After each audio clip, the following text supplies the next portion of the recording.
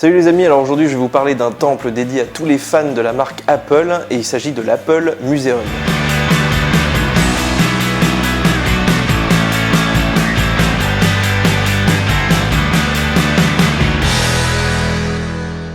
Alors comme son nom l'indique, l'endroit est totalement consacré à la marque et pourtant c'est absolument pas officiel, c'est-à-dire que c'est pas Apple qui le finance, c'est un particulier plutôt aisé. Et il se trouve pas à Cupertino mais bien à Prague en République tchèque. Alors malgré notre enquête, impossible de savoir qui se cache réellement derrière ce musée. Tout ce qu'on nous a dit c'est que c'était une personnalité locale, donc sûrement un petit peu fortunée.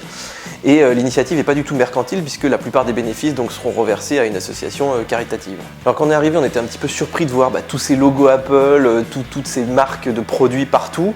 Alors apparemment on nous a dit que Apple connaissait le projet, qu'ils étaient vraiment au courant du truc et qu'il n'y avait pas de souci, donc a priori ils ont dû trouver un petit accord, d'autant qu'il y a quand même l'exploitation même de l'image de Steve Jobs comme vous allez le voir. Alors officiellement, on n'a pas le droit de faire de photos ni de vidéos dans le musée, ils accréditent pas non plus la presse, donc c'est un petit peu pénible pour nous pour travailler, mais ils nous ont laissé prendre des vidéos avec l'iPhone, donc ce qui nous a permis de vous ramener ces quelques images. Alors l'ensemble n'est pas immense, c'est pas un énorme musée, il occupe quand même 3 niveaux, mais en tout ça doit faire, je sais pas, 200-300 mètres carrés maximum. Alors au début, on arrive dans une grande pièce qui retrace en fait toute l'histoire d'Apple, avec des petits panneaux, avec tous les produits, etc. C'est assez impressionnant. Et puis au milieu, trône un énorme Apple 1. Alors on nous a dit que tout était authentique, mais alors là, vu l'état de la carte mère qui est vraiment d'un vert très brillant, moi je pencherais quand même plutôt pour une réplique. Alors dans tout le musée, pendant toute la visite, on vous passe en fond sonore en fait le discours de Stanford, donc il y a la voix de Jobs qui vous résonne dans les oreilles, et on trouve même aussi quelques objets liés à Steve, donc notamment ses baskets, son col roulé, son fameux jean, et on nous a dit que tout était authentique. Alors moi j'ai quand même quelques doutes sur le fait que la famille ait fourni ça, mais après tout pourquoi pas, puisqu'ils nous ont dit aussi qu'ils attendaient notamment la bicyclette et d'autres objets ayant appartenu vraiment à Steve Jobs, alors pourquoi pas.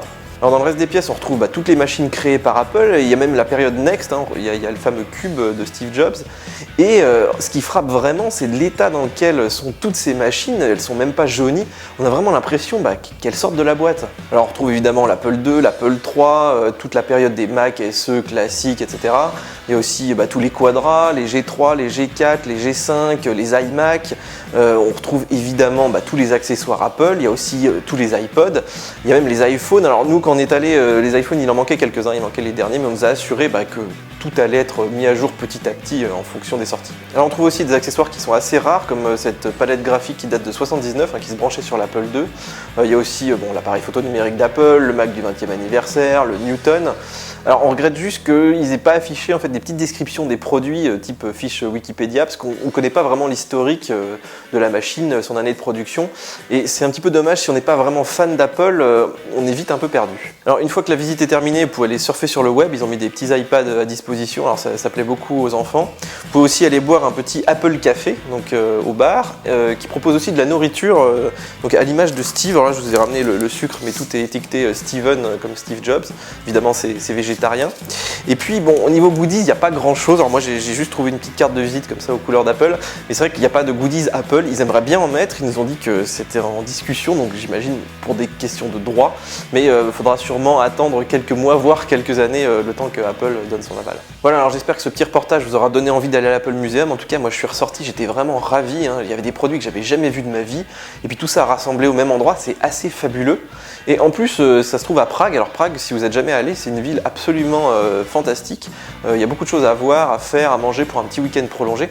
Et en plus les billets depuis la France sont bien baissés, donc réfléchissez-y pour un petit week-end de l'Ascension par exemple, ça peut être une excellente idée. Voilà, c'est tout pour l'Apple Museum, j'espère que ça vous a plu. Si c'est le cas, mettez des petits likes sous la vidéo et surtout abonnez-vous à la chaîne, c'est vraiment important, ça nous permet de nous faire mieux référencer par YouTube.